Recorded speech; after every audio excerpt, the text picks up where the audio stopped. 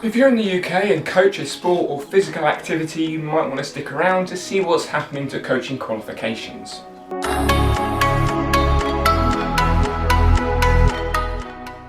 I'm Danny Hatcher, expressing my coaching journey, contributing to the coaching conversation.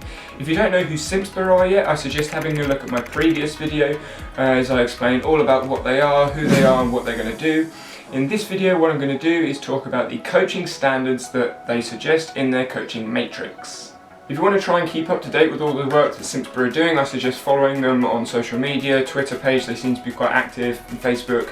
They do have some YouTube videos. Have a look at their website and obviously subscribe to their newsfeed, that way you can get the updated letters.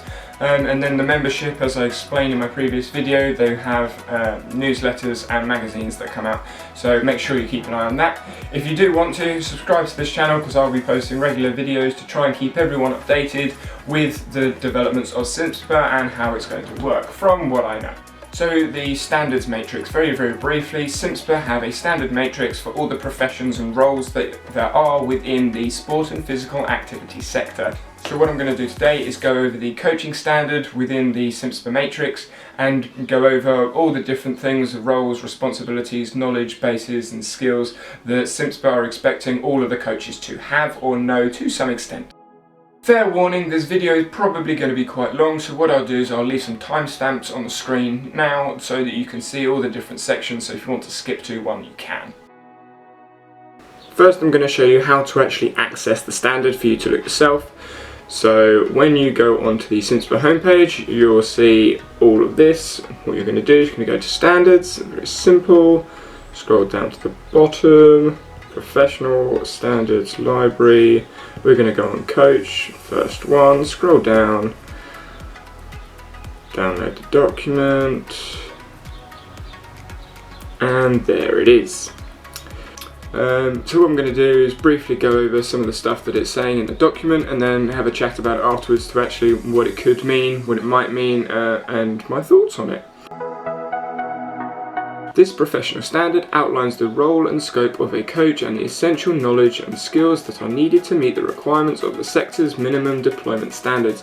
So, like I've said, what this is basically a document that is going to outline all the minimum knowledge and skills that CIMSPA require from any person that has coach as their role. The coach sits in the sport and physical activity sector as part of the community sport industry, which means that it's not just the performance coaches that this is addressing, it's addressing everyone in the sector from recreational activity coach all the way up to performance coach in any sport, any environment. What I might do in another video is explain how the standards and the roles relate with the specialisms. But very briefly, basically a coach is a role and a standard, and then you would specialise within that role. So you would specialise in your sport, so trampoline would be your specialism, your technical specialism, coach would be your role, then you have an age specialism, population specialism, which would be an age or something like that. But I might go over that in another video because otherwise it's going to be real long. This professional standard coach must be used as follows: combined with a specialism, there you go, to form an educational product. So you've got an occupation, which is the coach, population specialism, working with children as an example, combined with an additional specialism to form an education product, an environmental specialism, so working in school environment, population, working with children, etc.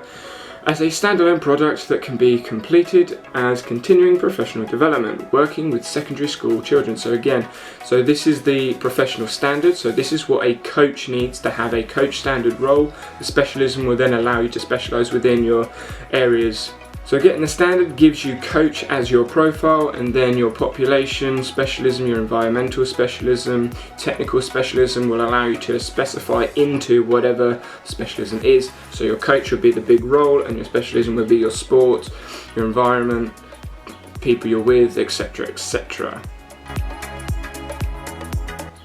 Scope of the coach. So a coach will improve participants' experience of sport and physical activity by providing specialised support and guidance aligned to the individual needs.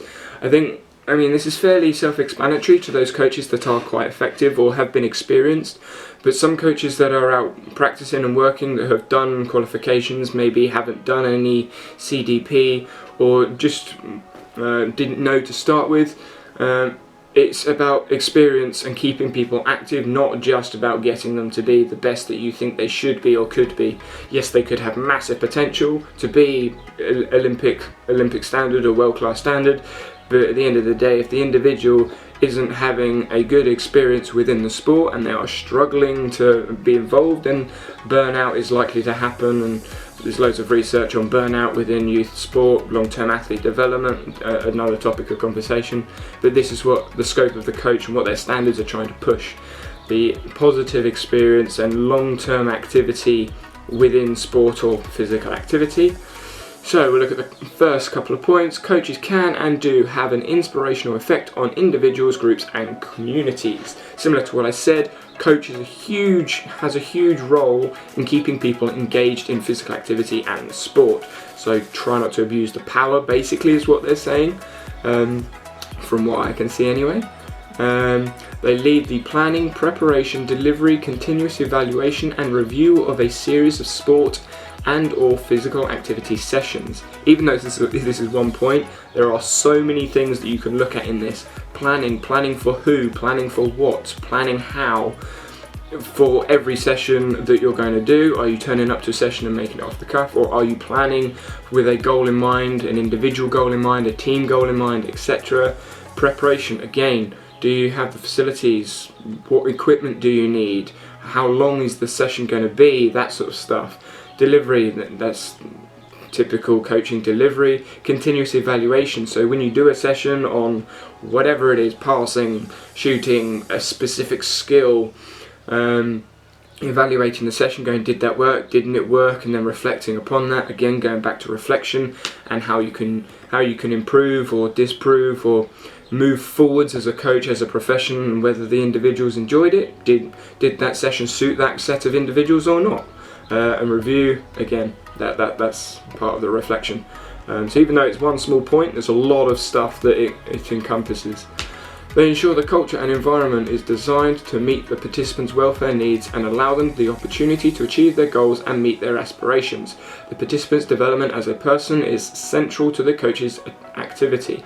So this is trying to push the person-centered, player-centered, athlete-centered approach to coaching, rather than coaching the sport to the athlete, coaching the athlete the sport. That's how I've seen it within my degree. That's sort of the terms that we use. Because if you're coaching an athlete the sport, they might necessarily not enjoy the sport, they just enjoy the environment. So if you can focus the session, the culture and the environment of the session to meet the participants' welfare and needs, and help them develop what they want to develop within the sport, whether it is just learning how to catch and throw, learning how to kick, learning how to run fast, rather than getting them to be assessed or tested by playing competitive sport, maybe depending on the age obviously. They just want to have fun and be part of a group or a community in physical activity, which is what I think this point is trying to encompass. Last point we've got here. They work with participants and a range of others such as other coaches, colleagues, volunteers, parents, teachers, youth workers and health professionals to ensure the experience is the very best it can be. This is suggesting something again that I did in my degree. It's the relationship between the coach and other people. So the relationship, the coach-athlete relationship, parent-athlete relationship, and all of the other individuals that it's said in this point. If the coach tries to be in charge of everything, then they're going to isolate themselves and it's going to become very didactic and autocratic in the way that the club, the environment, the team is managed. So having that team, being able to communicate with the team, not just the athletes, and make everyone else involved, not necessarily get everyone involved, but get everyone engaged and bought in to whatever you're trying to do within the activity, whether it is you're going to win the league, or you're going to get everyone active, or you're going to get everyone a fair chance at playing the game. Whatever your philosophy of coaching is, get all of these people involved and bought into what you're doing, or change your philosophy so that you can get everyone engaged. So we'll go down to CIMSPA membership eligibility. I covered this very briefly in the previous video, but basically graduates of this standard will meet the requirements to be a CIMSPA coaching practitioner. So when we went over the Chartered Institute membership, there are different memberships depending on what you're going to do. So to become a coach, once you've put in your qualification, or you've shown that you can fulfill the standards, what CIMSPA will do is say, okay, you can be a coaching practitioner. So on your profile, on that profile that I spoke about in the previous video, basically CIMSPA will put coaching practitioner on your profile. So any employer that looks you up on CIMSPA will see, okay, they are a coaching practitioner, not a managing developer or whatever. This is one area of your profile. If you are a manager as well, you will have coaching practitioner, coaching manager, and whatever other profession, so personal trainer, strength and conditioning trainer, whatever other profession you have, but having the coaching standard will give you that coaching practitioner status. They will understand how to work with a range of participants with different needs over a period of time, sufficient enough to show improvement against an individual's needs and aspirations. That's just explaining the points we did before. Some examples of specialisms that are added to the standard, as they say here, is working with children, working with school environment, working with people in medical conditions like people with disabilities, and we're moving on. And now we're moving on to point 4. This is basically, like it says there, summary of knowledge and skills. So what the standards are looking to do is looking to either, basically what it does is it shows the employer or people that are looking to employ you, or other people that are looking at your profile, your online profile that can be accessed via CIMSPA. And when they see that you have the coach standard, it means that all of these things, so all the knowledge and the skills, it suggests that you can, as the coach, do or know about all of the things that are in this summary matrix. What they do in point 6, I think anyway, is they go into much more detail about all of these things, the knowledge, understanding and skills. So what we're going to do is we're going to go through them point by point, and I'll share my opinion on them and what I think it means, or what I feel that they are meaning by it.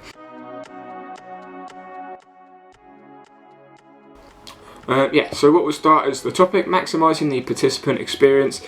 Fairly self-explanatory. Knowledge and understanding, how to engage people, everyone's different obviously. Communicate, how to communicate between individuals, everyone understands things slightly differently. Communication isn't just verbal, it's non-verbal, like body language, things like that. Understanding that is something to consider. Obtain feedback and support participants in safe environment of coached activities.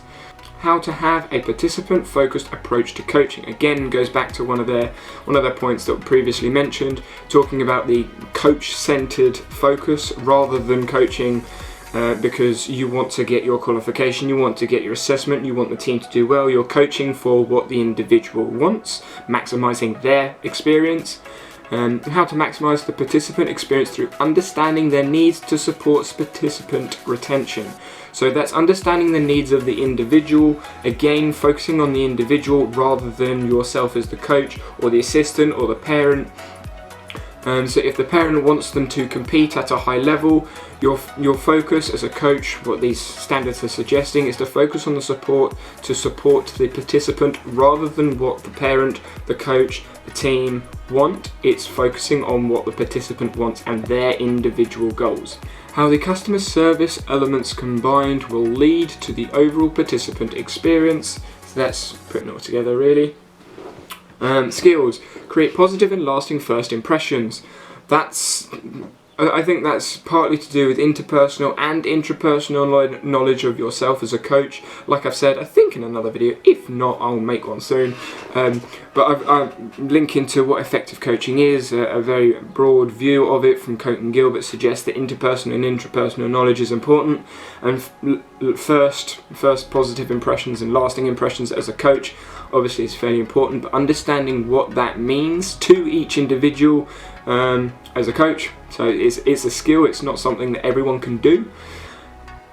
Develop relationships with participants through excellent communication skills, technical knowledge and acting on feedback to enhance the participant experience. Going across knowledge and understanding, skills is applying the knowledge and understanding. So just being able to communicate with individuals about the skills and all the elements of coaching that there are. So show excellent in participation focused approach, again showing that you have the skills to put into practice the knowledge and understanding of focused approach to coaching. Evidence a clear focus on acting as an advocate to grow participation in the sport or physical activity. I imagine that's the whole sector. Focus on acting as an advocate to grow participation, which what this is suggesting is that it's the participation. So instead of looking at success as the amount of medals you get, the amount of wins you get, what CIMSPA standards are looking to do is trying to promote activity and participation as a measure of success rather than performance, which goes against a little bit what some coaches may think. But what this point is suggesting is that if you've got 15 people that are average at a sport, it's better to have 15 active people average at a sport than have 2 that are really good at the sport. That is what this point I think is trying to get at. Obviously your philosophy may change, may differ, but as a club and as a coach I think that's a fairly important point to acknowledge. Moving on to the second topic, welfare of participants and providing a safe and inclusive coaching environment.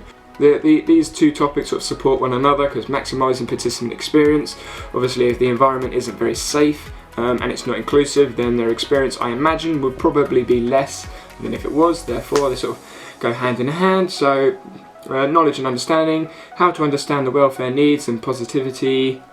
Manage participant behaviours, so behaviour management, don't get that one person that intervenes and interrupts everyone, make sure people behave, do what they're supposed to do, no bullying, things like that.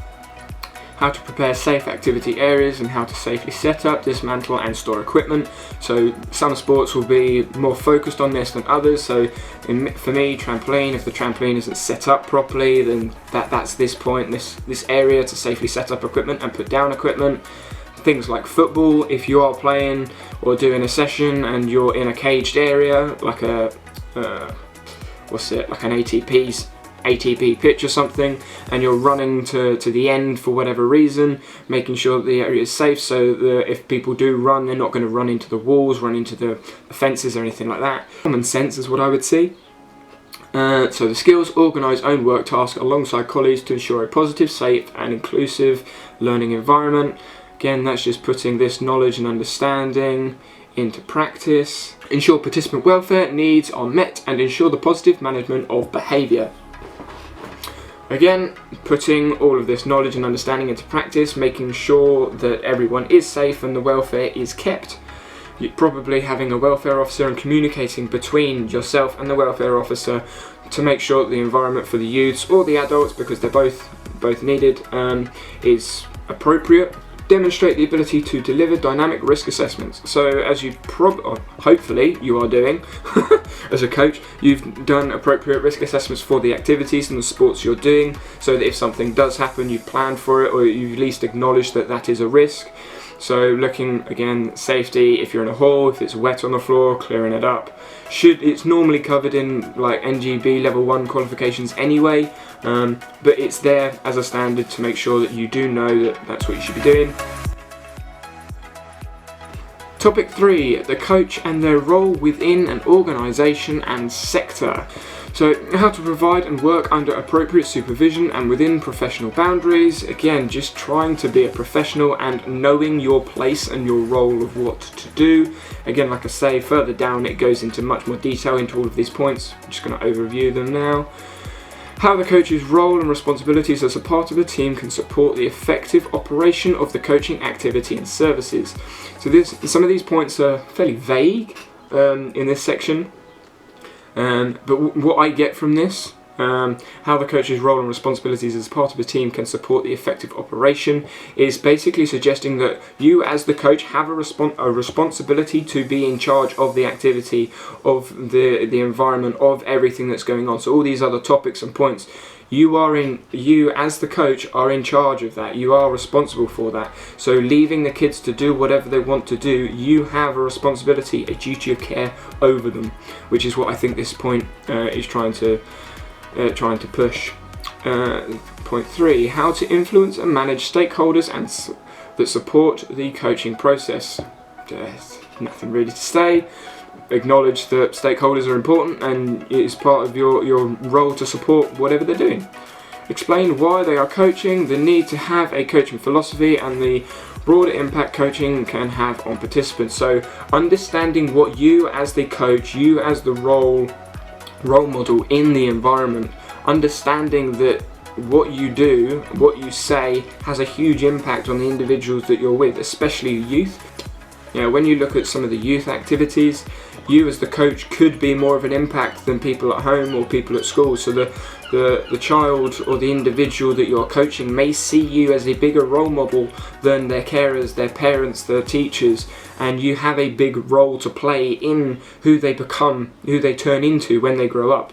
And understanding that you have that responsibility, I think, is what they're pushing and is fairly important. So moving on to the skills of this area, roles and responsibilities. Work within professional boundaries using skills such as appropriate supervision of coaching assistants. So if you do have a coach assistant or you have other coaches that are under you, so having anyone helping out, whether it's a parent volunteer or a coach assistant, which is another standard which we can go over another time. Understanding that you are responsible for them. Problem solving, so if something does arise that is a problem for any reason, obviously having the understanding that you can do that. Time management, so start when it starts, stop when it stops, a little bit of professionalism. Interpreting information and using own initiative, again, interpersonal knowledge, just knowing what you're doing, knowing why you're there, the goals, objectives of the session. Influence and manage stakeholders, again, fairly self-explanatory. So moving on to the next topic, professional practice. How to develop themselves and any coaching team by maintaining a high level of relevant knowledge through a range of mechanics and regular related professional development. So again, it is development reflection, how you're going to keep up to date using CIMSPA, using the newsletter, using the academy, using experience, using education, talking to other coaches, watching videos like this of other coaches talking about their profession, their experience, how they've come over different problems, and just knowing how to professionally adapt your practice and reflect. Skills provide a high quality participant focused service through excellence in the coaching environment and the application of best practice in areas such as developing relationships, duty of care and risk management. Fairly self-explanatory, the ability to do all of those things. Demonstrate lawfulness, tact and discretion when handling participant data. I mean, nowadays with all the data, you've got to be very careful with what you do, what you can, what you can't do, and data protection, all that. Professional, just understand what you can and can't do with that. Develop their own skills and behaviours through a range of mechanisms and regular professional development.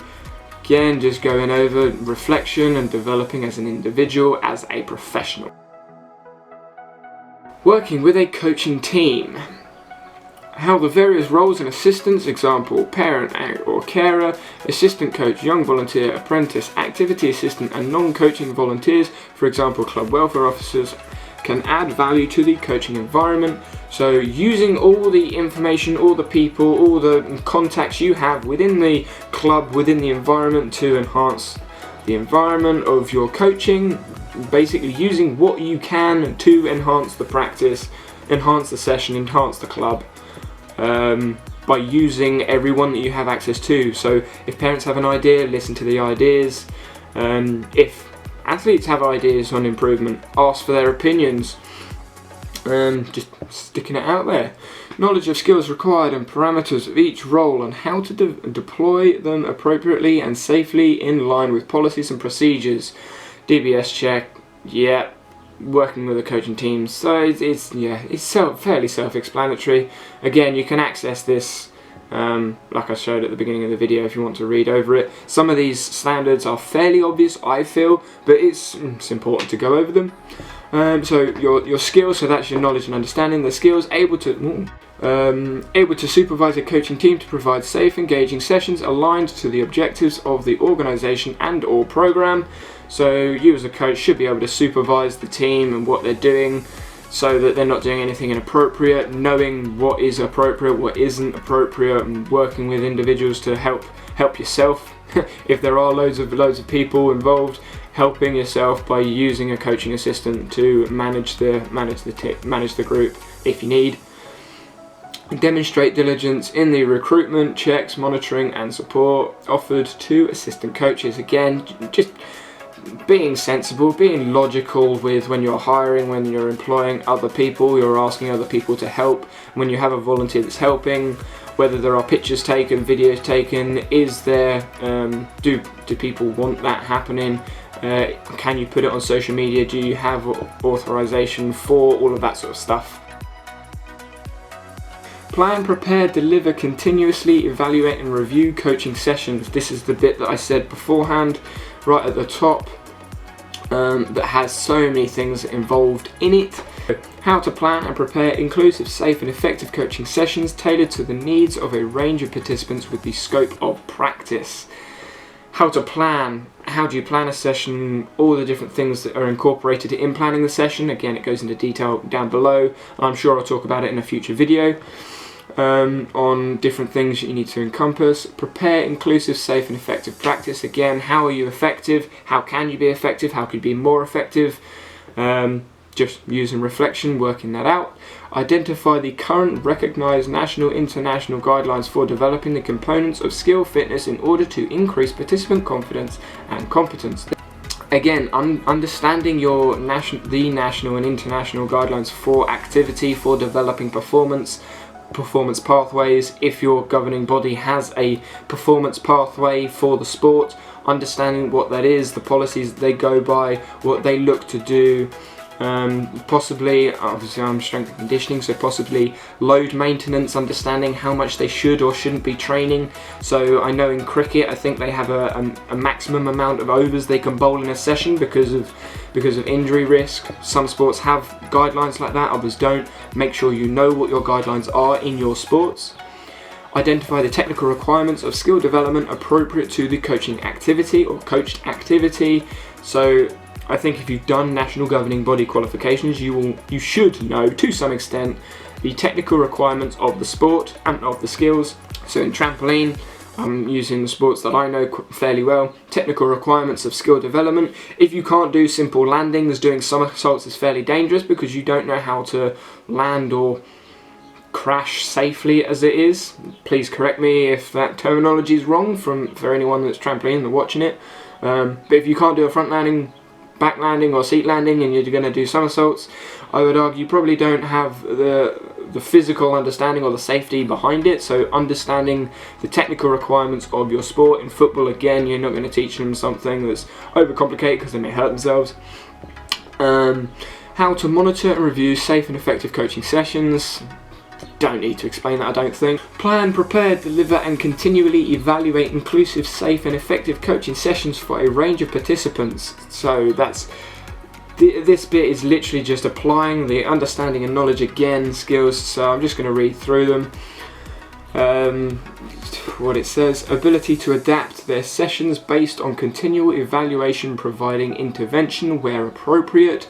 So understanding that if a session is going on and it's not working, understand that the intervention may not be working. You may need to go back or forwards depending on where the group is, the individual is with the session and the plan. Evaluate the effectiveness of the coaching sessions to ensure they are engaging, varied and progressive to meet participants' needs and goals.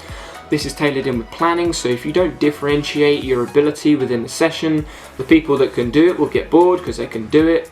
People that can't do it will get bored if you're not helping them or developing them because they can't do it, then they'll typically misbehave. So being able to differentiate the whole spectrum, whether you are athlete-centered like they're suggesting or you're not, keeping everyone engaged and making the activity, the technique, the skill, whatever you're coaching in it, accessible to everyone. So making sure you can pitch it at different levels. In individual sports it's slightly easier because everyone's got their own targets. Develops creative solutions based on current-based practice. So when you're looking at current-based practice and the literature and about how to progress, so things like constraints-led approach, different non-linear pedagogy, other things like that, and making creative solutions to problems, is something that coaches will end up doing, or should end up doing, if they're being reflective and improving their practice, using different tools, different methods, different ways of communicating the same thing possibly. So last couple of points for this topic area: how to plan inclusive, safe and effective coaching programs tailored to the needs of participants, ensuring their welfare and needs are met and within the scope of practice. Again, just knowing how to plan a session that isn't going to fall on its head. And plan for most environments or most possibilities that could happen. Identify all factors that need to be considered in the planning process for a coaching program. Participant retention, how to keep people engaged, how to keep people developing, how to keep people there, how to develop people, all that sort of stuff. I feel like it's necessary to say that each one of these points is a 20-minute video on its own. So going over these points, very dismissive. Skills: plan and deliver an inclusive, safe and effective coaching program, knowing how to do that, applying and doing that, the equipment and methods needed. Evaluate the effectiveness of the coaching program to ensure it is engaging, varied, progressive to participants' needs, goals, and seeks to increase the and enthuse further participant engagement. Yeah, again, understand the effectiveness of what you're doing and evaluating what you're doing and needs and goals. Are the individuals changing their needs and goals? Are you adapting to their needs and goals? Doing it, knowing to do it and doing it. The coach is able to plan for future participant development, so planning in the future. So instead of just doing on the cuff, so 10 minutes before a session I'm going to plan this and deliver this and then evaluate. Plan beforehand, so microcycles, mesocycles, macrocycles. If you're looking at performance, you're probably looking like a 4-year cycle for the Olympic cycle. So you've got a 4-year macro cycle. How are you going to divvy up all those sessions to develop for the Olympics or World Championships or wherever you're going? And if you're looking at physical activity, if you're just staying engaged, how do you develop them throughout the year so they don't stop or get bored? Things like that. Industry legislation and guidance, organisational policies and procedures. What legislation and organisational policies and procedures are relevant for coaches? So knowing all the policies, procedures and legislation, for me anyway, isn't the most exciting thing, but knowing what you can and can't do and should not do is pretty important, and part of the standard here is suggesting that you are aware of developing things, so safeguarding, child protection, data protection, all that sort of stuff is in this area, knowing what you can and can't do. And then adhering to it, you need to actually check that they have got those things. Product development guidance is section 5, which you can see here. Most of these things are basically for people that are looking to do coach education, from my understanding after reading it. So I might go over that, let me know in the comments, or you can just read through it if you want me to go over it and share my views. And then point 6 is going over what we've just done, but in much more detail, learning and development requirements. And what I'll do is I'll go over that in another video if you want me to. If not, then I'll leave it to your discretion to read through the many pages of points. Yep, and it just keeps going. So, there is that.